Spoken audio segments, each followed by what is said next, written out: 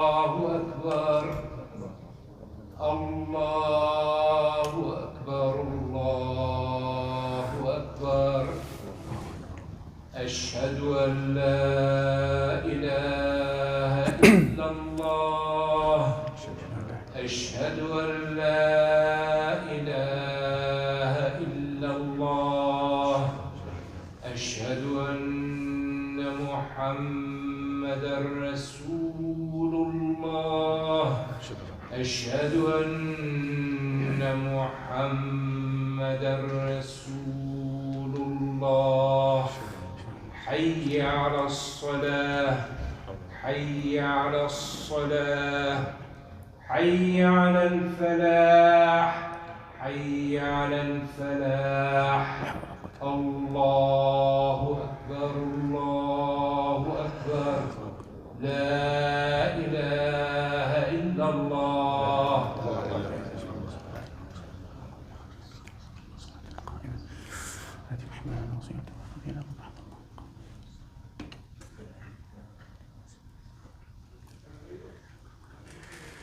إن الحمد لله نحمده ونستعينه ونستغفره ونعوذ بالله من شرور أنفسنا ومن سيئات أعمالنا من يهده الله فلا مضل له ومن يضلل فلا هادي له أشهد أن لا إله إلا الله وحده لا شريك له أشهد أن محمدا عبده ورسوله صلوات الرحمن والسلام عليه قال الله تعالى في القرآن العظيم بعد أعوذ بالله من الشيطان الرجيم يا أيها الذين آمنوا اتقوا الله حق تقاته ولا تموتن إلا وأنتم مسلمون وقال تعالى أيضا يا أيها الناس اتقوا ربكم الذي خلقكم من نفس واحدة وخلق منها زوجها وبث منهما رجالا كثيرا ونساء واتقوا الله الذي تساءلون به والأرحام إن الله كان عليكم رقيبا يا أيها الذين آمنوا اتقوا الله وقولوا قولا سديدا يصلح لكم أعمالكم ويغفر لكم ذنوبكم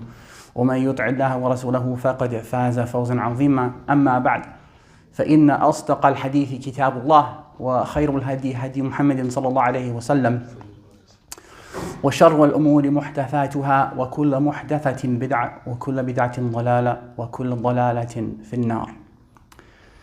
We start as usual and as always by praising Allah subhanahu wa ta'ala.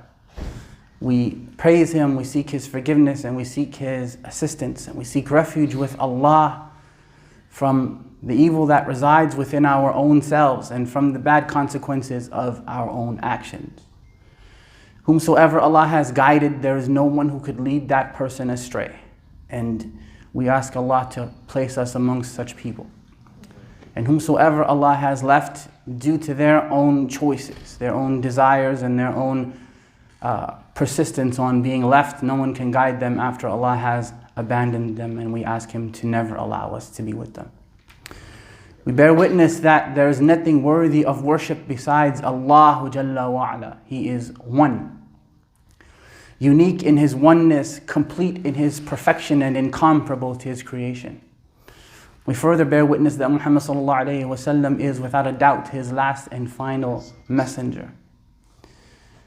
I wanted to talk in the very short time that we have about a word that is used incredibly loosely and oftentimes misappropriated to the wrong things. And that is a word called love. You hear people saying it, you hear people showing it, you hear people giving their love to seemingly anyone who will accept it without knowing actually what it is, or knowing actually why they love someone, or knowing where that love should be appropriated first. And I wanted to kind of break that down for you in the brief time that I could, hopefully to start you on a journey further than that, inshallah jalla wa'ala. It is said that there are 4 reasons why a person would love another person. And they are I'm not putting them in any particular order. They could all be taken one at a time, or they can be taken all together. But the first one that I'm going to use is the idea of favors. You know, if someone does a lot of things for you, you are genuinely going to care more about that person. It's kind of the way of it when it comes to people. And it's not necessarily bad either, because Muhammad ﷺ said, the one who doesn't show greatness to the people hasn't shown greatness to Allah. So acknowledging someone for the favors and for the things that they've done for you isn't a bad thing at all. It's something that we should do, and it's something that we should acknowledge. If you have very close friends and you've been through a lot of experiences and done a lot of things together, then that's very important. I know I have two friends, one of them you know and the other you don't. Of course, Abu Shahada, you see him here every week, and may Allah have mercy on him and his family and guide his mom. Say Ameen. His mom has yet to have embraced Islam, and we ask Allah in one of the odd days of Ramadan to guide her and to allow her to enter Islam completely before she leaves this world. We've been around a lot. We've been through Ontario and places much scarier. All over the globe, mashallah, from here to Morocco and all over into America and different places. I've known him for over 20 years. And that's my best friend, mashallah. And I have no problem with saying that, and may Allah bless him and bless you for having friends like that if you have them. I have another brother, I won't mention his name because he'd be angry at me, and he taught me how to make salat 27 years ago. So his friendship and his favor to me is one that is benefiting him until now. Neither of us had any idea that I'd ever be doing this. So it's not bad to love someone who has shown favor to you. The brothers who taught me how to read the Quran, may Allah bless them as well. There are so many over the years who've done that, and that's not bad.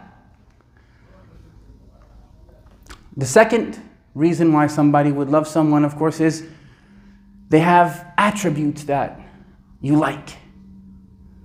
They have leadership abilities. They have characteristics that you like. They're charismatic, or they are masters in the field that you personally enjoy. Right? So if you're a surgeon, you're going to look up to doctors in that field that are better than you. If you like language, you're going to look up to linguistic people who are better than you, who know more than you. If you're a business person making thousands, you're going to look up to the one who is making millions. That's not necessarily bad, and it's not necessarily a good thing, but this one tends to be misused a lot because it's used towards people who may not necessarily deserve it, amongst our young especially, because they put that towards athletes who've done nothing for them. They put that towards pop stars and actors and people who have actually done nothing for them, because they over-admire the characters that these people have. The stage presence. When that person is playing ball on a basketball court, may be a very different person than when he's at home with his family and with his wife. But our youth and others, even into their adulthood, there are brothers who still love soccer players from 60 years ago. And they know everything about them. They know the scores, and they know the goals, and how many times they made it to the World Cup, and how many times they didn't make it to the World Cup, and how many times they looked terrible at the World Cup, although they don't ever talk about that. All the times they look great everywhere else. They know everything about this person, but this person knows absolutely nothing about them. Imagine. You know everything about this. You know more about this person than they know about themselves. What did they wear on the 1984 game against Venezuela? You laugh because there are brothers who know things like that about people. There are people who know stuff like that about their favorite singers. They know what songs they played in every concert 30 years ago. They know it. And you'd wonder why. Now, is it bad to respect somebody? Of course not. Someone has an ability and they can do things well, it's one thing. But once you turn off the TV, the feelings should turn off as well. If they're not actually teaching you things, then don't give them your love. Give them maybe a respect, not to say you should be rude, but not your love. And the third thing, of course, is the beauty. The beauty of that person. What they look like, brothers. Allahu al-Musta'an. One of the beauties of not being able to see is that you get to look at beauty a bit differently than everybody else. Not to say better, but a bit differently, because most of the people look at everything but see very little. They look at physical features way too much, and they look at body types way too much, and that's beauty to them. And that's all they know of beauty, because we're in a social media era where everything is just like instantaneous and fast all the time, a little bit of everything all the time. So you don't get to actually enjoy beauty, you just get to look at things.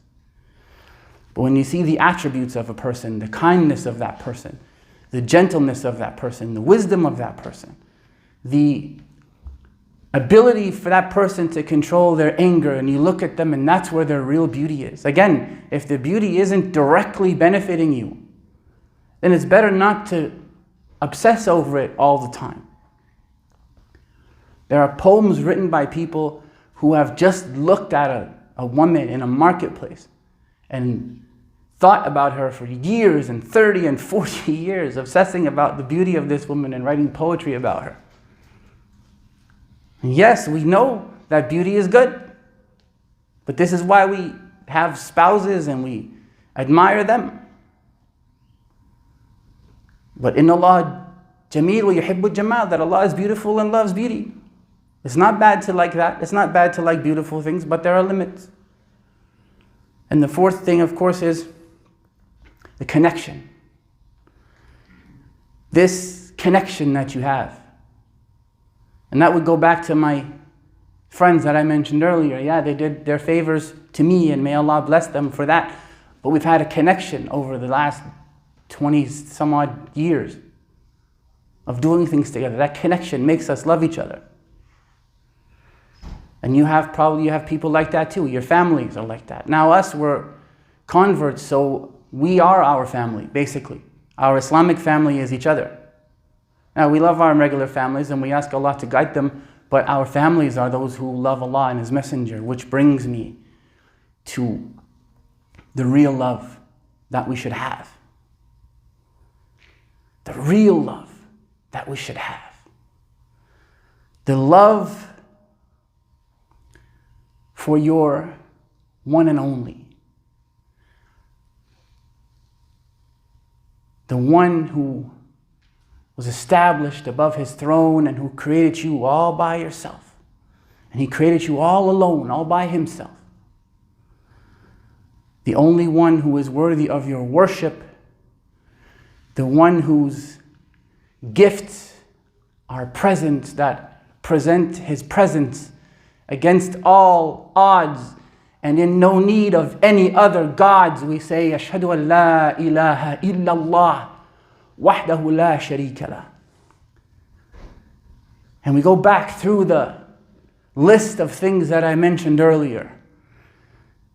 If somebody were to ask you about the favors of Allah, the quick answer to that, unfortunately, is when we say, Allah gave me everything. Easy answer, brother. What did Allah give you, akhi? Allah gave me everything. But do you actually think about that? Do you consider what it is that Allah has given you? That when you weren't even known, when Allah created us in the spinal column of Adam, alayhi salatu wasalam, way back, you're not as old as your body, you are much older. Brothers think they're 42 and 46 and 22 and 50. Your body is that age. That's how old your body is. But we know that the life enters the body when the soul enters, and it leaves when the soul leaves, not when the heart starts and stops. That's clinical. That's only one way of measuring something. But life begins and ends when the soul enters and leaves the body. And Allah had control of you and protected you long before that. On our first meeting with Him, when He asked us, am I not your Lord? And we said, Bala, Shahidna.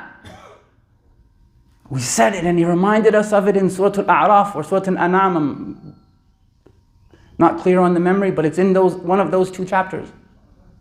Bala, Shahidna, we said. And then He made us sleep and kept us safe from everything that went on over the years until two people got together, your parents, and then Allah put the soul in the body inside of that woman, protected you there. 9 months, nobody knew who you were without machines. Allah saw everything and sees everything whilst others needed machines to see you. And then He brings you out and you meet your parents for the first time. And everybody has different experiences with their parents. It's not always good. But Allah allowed you to grow up like that. And Allah allowed you to be here in the middle of the month of Ramadan, praying to Him and worshiping Him and remembering Him. And it's interesting because many of us don't think that if we worship Allah and pray to Allah, it's because Allah wants us to worship and pray to Him, Jalla wa ala. So even now, you have decided to submit yourself to the will of Allah willingly. And that's a favor of Allah to you and to me. Entering into Islam and taking that shahada, ashhadu an la ilaha illallah wa ashhadu anna Muhammadan Rasulullah, is the biggest favor that Allah will ever give to you. Along with your eyesight, along with your hearing, along with all of those things, reflect on what your Lord has given you. If you reflect on what your friends have given you, you will love them. But if you reflect on what your Lord has given you, your worship for Him will be stronger. It's great to love the Quran and it's beautiful because that's the message of Allah. But do you only love the letters or do you love the Lord who revealed them? Remember the favors of Allah that Allah gave to you. And number two, His attributes, Jalla wa ala. Subhanallah al-Azim. Huwa Allah. هو الله الذي لا إله إلا هو عالم الغيب والشهادة هو الرحمن الرحيم هو الله الذي لا إله إلا هو الملك القدوس السلام المؤمن المهيمن العزيز الجبار المتكبر سبحان الله عما يشركون. And the ayat continue describing Allah in the most beautiful way that He described Himself. And you look at those attributes that Allah is most merciful, especially merciful to those in the dunya and to those in the akhirah. That He is the tremendous, that He is the most wise, the most just. That judgment day is coming and everything will be settled on that day. These attributes of Allah, if you reflect on them and you learn them, you have no choice but to come closer to Him and to love Him. To know Allah is to love Allah. فَعْلَمْ أَنَّهُ لَا إِلَهَ إِلَّا هُوَ. And this is why knowledge is so important. Because knowledge of Allah love of Allah isn't just contained in the heart, it's also in the intellect. Not only there, because you need the heart. If you just love Allah for your intellect, you won't believe in the unseen for long. You need to believe in Allah in your heart, but you need to also know about Allah. It isn't enough just to have an emotional attachment. You need to know about Allah Jalla wa ala. And to know that you love Him because of His favors, you love Him because of His attributes, you love Him because of His beauty. The best part of Jannah is to see Allah. And you love Him for the connection that you had in terms of you being the slave of Allah and Him being your Lord, even when you didn't know. Now the question is, how do we get Allah to love us? أقول قولي هذا واستغفر الله لي ولكم ونسأل الله تعالى توفيقا وسداد.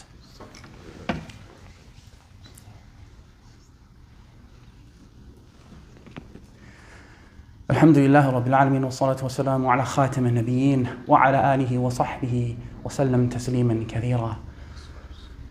You reflect on the mercies and bounties of Allah and you start to love Him more. And you reflect on His names and attributes and you start to love Him and you increase your worship, your connection to Him. You start to worship Him and you love Him, but you wonder, does He love me? And what happens when He does? When Allah loves you, Ya Abdullah, Ya Amatullah, He makes an announcement He brings Jibreel alayhi salatu wasalam, the angel who communicated to most of the prophets. Musa, of course, Allah spoke to him directly. And he makes an announcement to Jibreel. And he tells Jibreel, he says, I love so-and-so. Can you imagine if Allah loves you, akhi? I love that person. Allah is saying to Jibreel, I love him. I love her. I love him. With an incomparable love. This kind of love is not like my love and it's not like your love. We are limited in many ways. And Allah knows that, and that's why we ask His forgiveness. But when He loves you, He announces it to Jibreel, who announces it to the angels, who announce it to the people on earth, and they don't even know why they love you, they just do, because Al-Wadud has decided to love you. The source of all love decided to love you, Jalla wa'ala. How do we get that? قُلْ إِن كُنتُمْ تُحِبُّونَ اللَّهَ فَاتَّبِعُونِي يُحْبِبْكُمُ اللَّهُ وَيَغْفِرْ لَكُمْ ذُنُوبَكُمْ. Tell them, Muhammad sallallahu alayhi wa sallam, if you love Allah, then obey me. Why? Why? So that I'll be cool and I'll be the leader of everyone? So that Muhammad sallallahu alayhi wa sallam will be cool, will be the leader of everyone? He'll have mansions and palaces and big cars and big, huge things. No. يُحْبِبْكُمُ اللَّهُ. Allah will love you. وَيَغْفِرْ لَكُمْ ذُنُوبَكُمْ, and forgive you your sins. The way to love, to get that love from Allah, is to learn about the authentic sunnah of His last and final messenger, أكثر الصلاة والتسليم. فإن آمنوا بمثل ما آمنتم به فقد اهتدوا. When they believe like you, O Muhammad sallallahu alayhi wa sallam, then they will be guided. This is Habibullah. This is the one who Allah loves already, who Allah loved when He was alive. Of course, if you do what He did, inshallah, you will have what He had in a much smaller way, but you will still have it, because Allah can love you if He decides to do so. And we ask Allah to allow us all to be amongst those who He loves. This is the last part of Ramadan, and the fasting is a little bit hard for some of us. So I wanted to remind us today that you're doing this literally for the love of Allah Jalla wa Ala. May Allah increase it for you. Today we're going to be fundraising for the brothers who are unable to, or the students who are unable to cover their Quran fees. Jazakumullahu khairan. Please cover that for them. Jazakumullahu khairan. You will have the reward of that on Judgment Day. If not then, before then as well as then. And may Allah increase you with your wealth and honor you with His love. إن الله وملائكته يصلون على النبي يا أيها الذين آمنوا صلوا عليه وسلموا تسليما اللهم صل على محمد وعلى آل محمد كما صليت على إبراهيم وعلى آل إبراهيم وبارك على محمد وعلى آل محمد كما باركت على إبراهيم وعلى آل إبراهيم في العالمين إنك حميد مجيد. Let's make the most of this month, inshallah. What's left of it? There is about a week left, maybe a bit more than that, and let's do that. Because we know that even though we live here, against all odds, we are in no need of any other gods. أشهد أن لا إله إلا الله وحده لا شريك له له الملك وله الحمد وهو على كل شيء قدير قوموا إلى صلاتكم يرحمني يرحمكم الله.